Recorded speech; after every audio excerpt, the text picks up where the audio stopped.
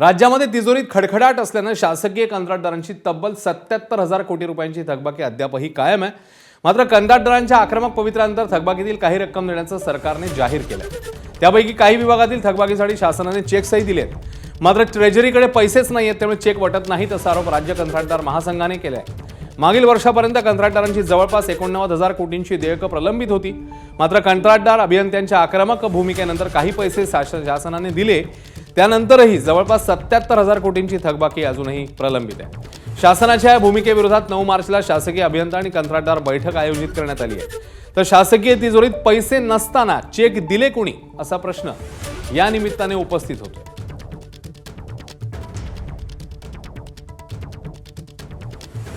Order पहिल्यांदा पूर्ण काढायची, त्यानंतर सांगायचं की जी ऑर्डर काढलेली आहे 326 कोटीची, त्याच्या अगेन्स्ट फक्त 30 कोटी, त्या 30% रक्कम तुम्ही वाटप करा।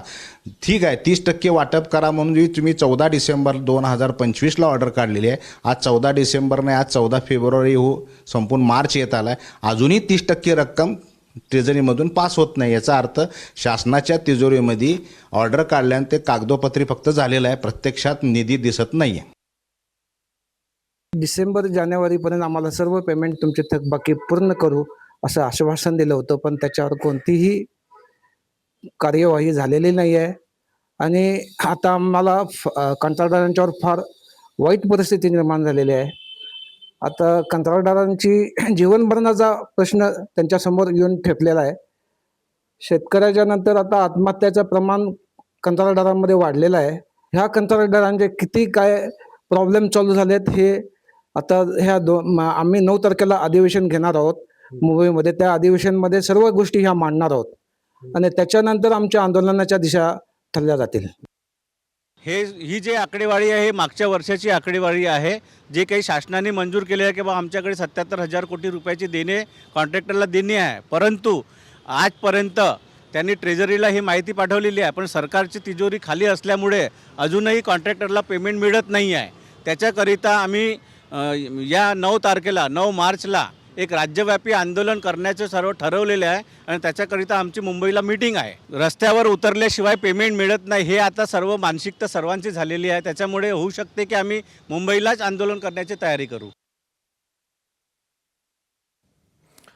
या सगळ्या संदर्भात राजकीय वर्तुळातूनही काही प्रतिक्रिया आलेल्या आहेत। कोणत्या नेत्यांनी नेमकं काय म्हटलंय जाणून घेऊया।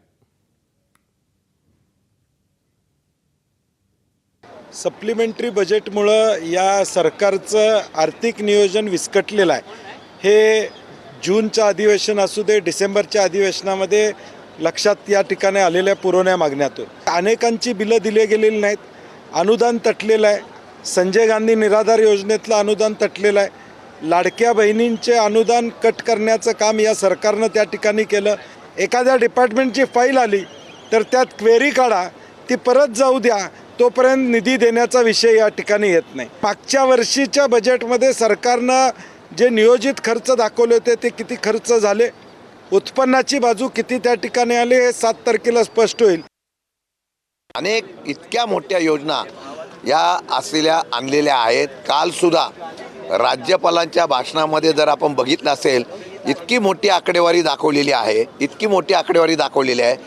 कसं काय महाराष्ट्रामध्ये या असलेल्या विकासाची गंगा आम्ही आणतोय, परंतु दुर्दैवाने गेल्या काही वर्षापासून कंत्राटदार टेंडर निघालं, पण कंत्राटदाराला त्या कामं मिळाली परंतु त्यांचे पैसे मिळाले नाहीत। अद्यापही कुठल्याही परिस्थितीची माहिती सरकारच्या वतीने किती थकबाकी आहे, काय थकबाकी आहे हे सांगितलं गेलेलं नाही। उद्या कदाचित दुर्दैवाने याच्यातून एखादी आत्महत्या झाली तर तो सरकारने केलेला खून असेल असा आमचा जाहीर आरोप आहे। एबीपी माझा, उघडा डोळे बघा नीट।